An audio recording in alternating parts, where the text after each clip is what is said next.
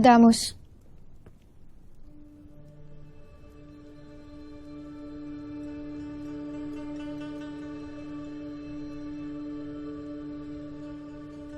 Bumalik ka na ng Sapiro, aking apwe. Wala nang dahilan upang ako yung lapitan sapagkat sapat na ang kahihiyan na ibinigay ko sa iyo at sa ating Ada. Hindi ako nandito bilang hara.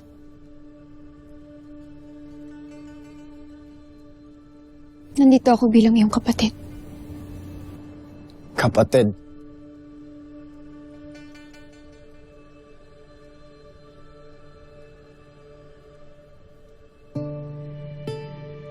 Kapatid na hindi na maaaring pagkatiwalaan.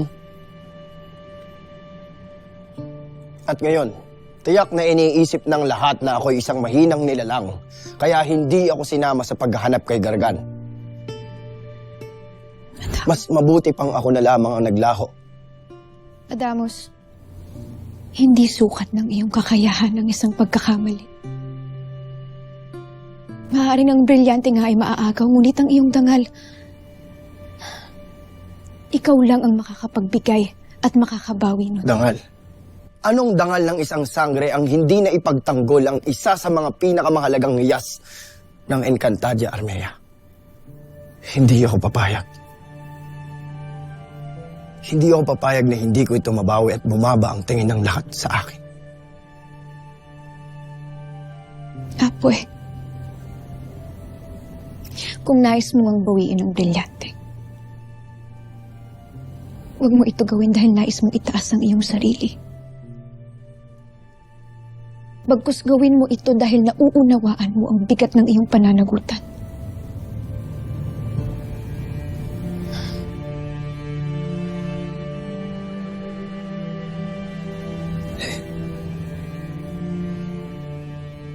Kahanga. Humahanga ako sa taglay mong lalim at karunungan, Armea. Aking apwe.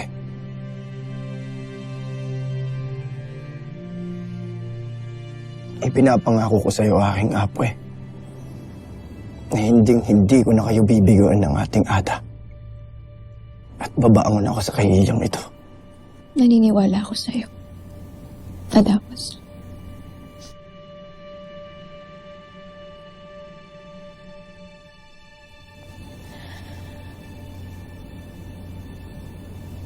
Afisala, Eshma. Mag-iingat ka, Apwe.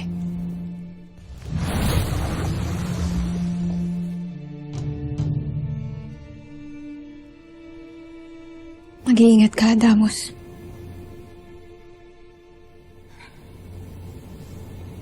Ipagdarasal kita palagi.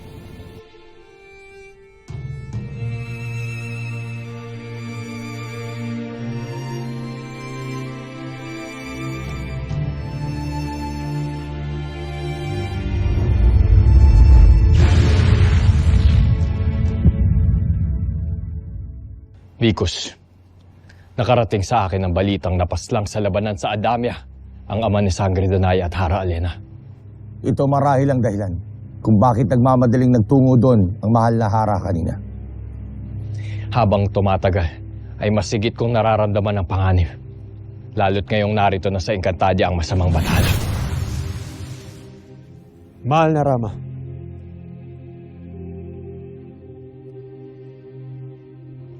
Armea, ikinalulungkot ko ang naganap sa ama ng iyong adak. Nabisala, Eshma. Totoo bang nakapasok na ang mga kaaway sa Adamia? Siyang tunay son Darius. At naagaw na rin nila kay Adamos ang kanyang brilyante. Napakasamang balita. Ngunit paano nila nagawang mapasok ang Adamia? Hindi ba't binigyan rin ito ng pananggalang? Ang salaysay sa akin ni Nadeo at Adamos ay may kakaibang kapangyarihan na rin daw ngayong si Saur na maaaring ipinagkaloob sa kanya ni Gargan. Kaya mas lalo tayo dapat hindi maging mahinahon sa pagbabantay sa Sapiro. Hindi ko nais na tayo ay makubkob at mapasok ng mga kaaway. Vicus, ipatawag ang lahat ng mga Mashna. Nais ko silang makausap. Masusunod, Mahal na Rama.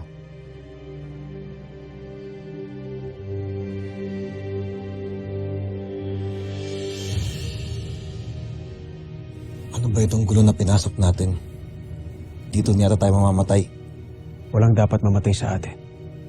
Kung meron man ay ang mga kaaway.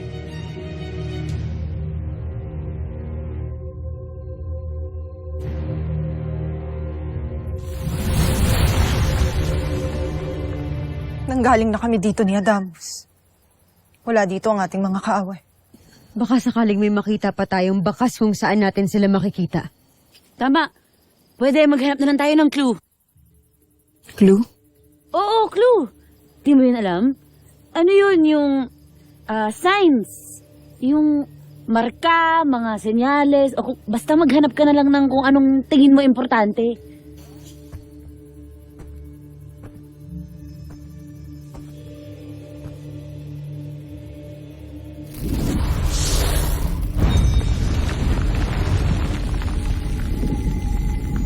Kaibigan kong lupa, ituro mo sa akin ang kinaroroonan ni Gargan. Dalhin mo kami sa kanya.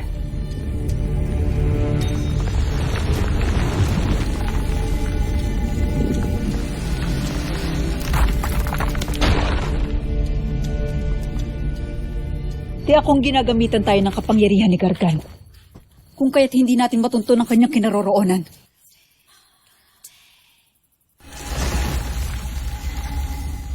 Dea, Samara, ang mga brilyante. Sa tingin mo ba hindi ito harangan ni Gargan?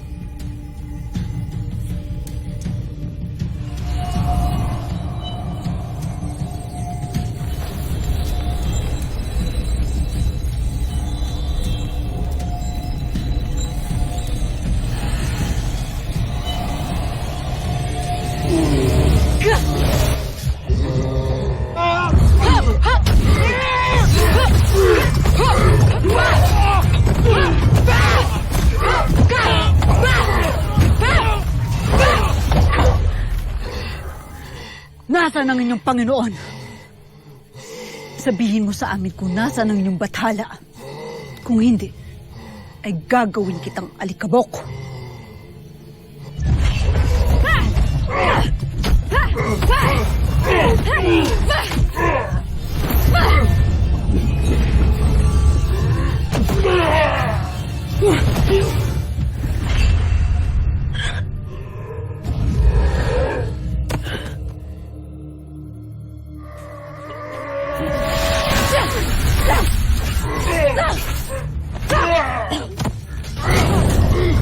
Ah!